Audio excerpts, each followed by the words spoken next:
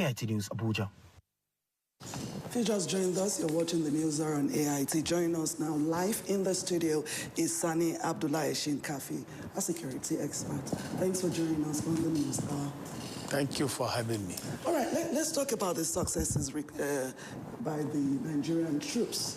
What can you say about the latest in Plateau State? Yeah, you see, Nigeria has been faced with security challenges for more than 1.5 decades, which comprise of terrorism, armed banditry, kidnapping for ransom, herders and farmers clashes, religious and ethnic conflicts, which has been driven by unemployment, poverty, and corruption in the system.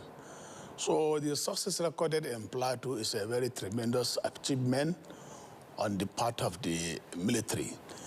You have seen Plateau have been recorded a lot of insurgency, banditry, religious and ethnocracies, including farmers and herders clashes. But how Mr. President gave a marching order to the head of military in Nigeria, I think it has recorded a lot of success. Looking at what have happened during the Farm Sunday at Angwaru, Kuba, where the unknown gunmen came out mercilessly killing innocent citizens when they are observing when the Christians are observing their religious activities. But what's happening now, I think the security personnel are living up to the expectation. But can you say the Nigerian government is doing enough in taking care of these troops on the field?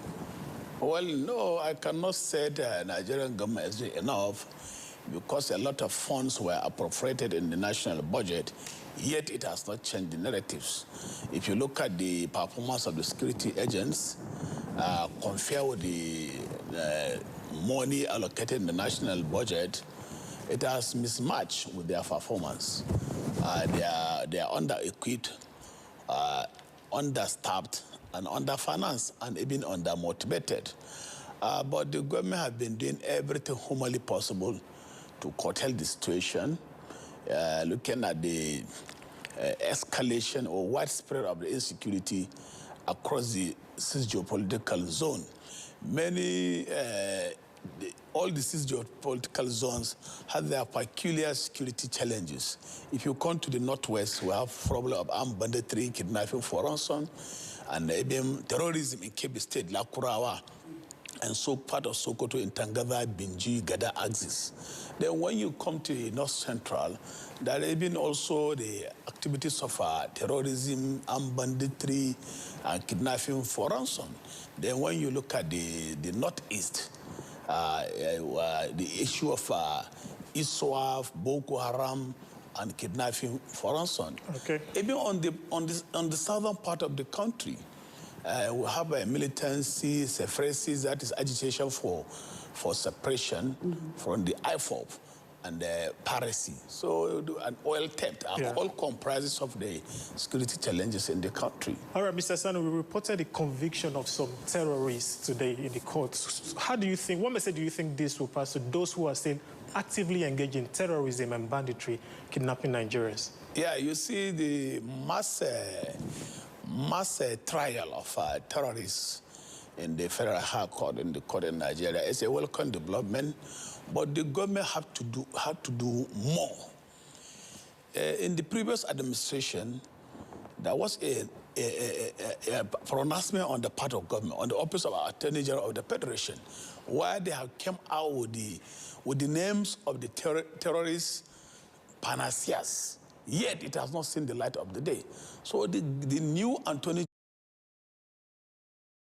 General of the Federation, which I have known him for many years, I think Pagbemi, when he was a private lawyer, I think this is the time for him to show that Nigeria and the federal government is more committed in the fight against this terrorism.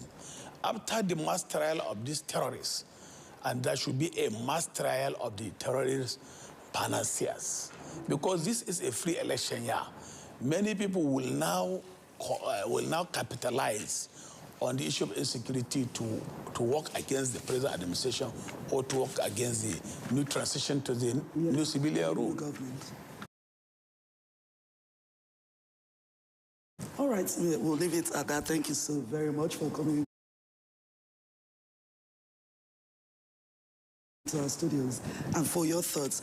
We've been speaking to Sani, Shinkafi security expert.